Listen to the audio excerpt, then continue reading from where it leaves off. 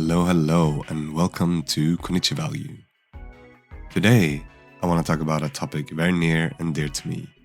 Why is Japan so wacky?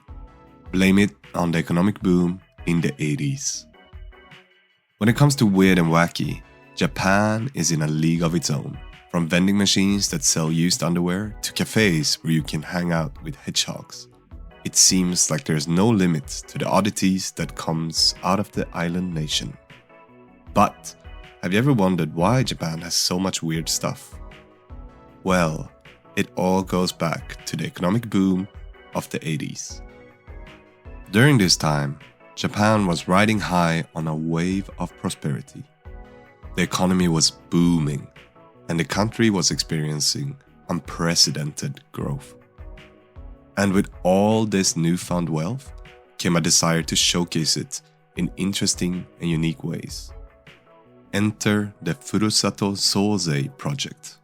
This was an initiative started by the Prime Minister at the time, Nobuo Takeshita, which gave over 3,000 local governments $1 million each to use however they saw fit. The idea was to revitalize local communities and showcase their uniqueness in form of new buildings or events. This is the start of Japan's municipalities battling it out for the titles of the wackiest projects. The towns and cities of Japan went wild with their newfound wealth. Some invested in practical things like public bathrooms or additional funding for their schools and cultural activities, while others got a bit more creative. In Hokkaido, the city of Date decided to build a public bathroom in marble with a self-playing piano, because who doesn't want to listen to music while they do their business?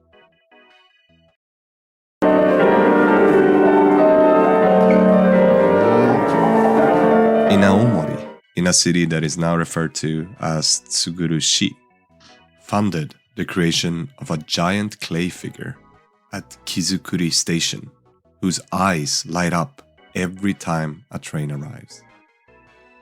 This massive project went to a station that hosts less than 220 passengers daily. Meanwhile, Kamikita-gun, currently named Oirase Town, in Aomori, built a replica of the Statue of Liberty, because apparently they have the same latitude as New York and just couldn't resist the urge to copy America's most famous statue. But the madness was just getting started. The city of Yamagata wanted to make Japan's biggest pot so they could cook their traditional beef dish, imoni. The pot was so big that they had to use excavators to stir and empty it.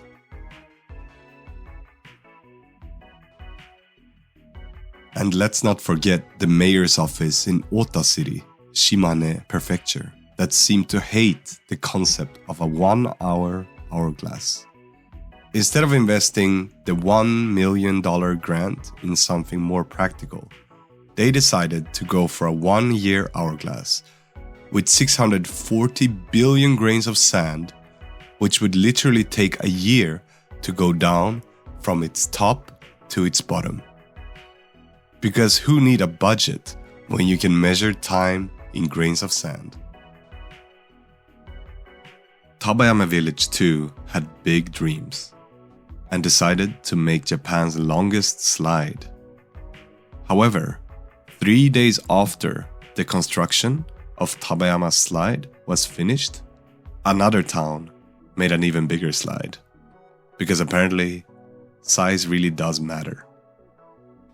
And let's not forget the goldfish in solid gold created by the town of Nakatosa in Kochi Prefecture, which was later stolen and melted down. Was it worth it? Probably not, but at least they can say they had a real goldfish. I mean, I couldn't make this up. This was really the craziness that surrounded Japan during its heydays in the bubble economy era. Anything went, and the wackier the idea, the better, no matter the cost. But of course, not all projects were completely wasteful. For example, the town of Shinto Inaguma decided to be smart and put their money into a savings account, which resulted in an extra 60 million yen from 15 years of interest rates. But let's be real, the most entertaining projects were the bizarre and wacky ones. Despite the end of the economic boom, Japan's quirky legacy still endures. As the Furusato Soze project wound down when the economic boom of the 80s came to an end, many of the oddities that emerged during this time were left behind as a reminder of a bygone era. Although the projects were ridiculed for their waste, some of these quirky creations have stood the test of time and become iconic symbol of their respective communities. Today, Japan remains a country that values uniqueness and creativity. From the colorful fashion scene to the quirky vending machines, the spirit of innovation is still very much alive. And while some may see Japan's weirdness as a quirk, it is truly a reflection of the country's desire to stand out and showcase its individuality. So, the next time you find yourself in Japan and stumble upon something weird or wacky, remember the Furusato Soze project and the economic boom of the 80s. These moments in Japan's history shaped the country's culture and identity and are a testament to the creativity and ingenuity of its people. And who knows, you might even find yourself inspired to create your own unique and wacky creation.